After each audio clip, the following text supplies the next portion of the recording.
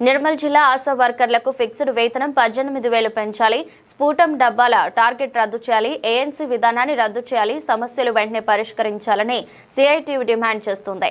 Suresh CITU జిల్లా ప్రధాన కార్యదర్శి మాట్లాడుతూ రాష్ట్రంలో పనిచేస్తున్న ఆశా వర్కర్లు అనేక సంవత్సరాల నుండి సమస్యలతో సతమతమవుతున్నారు.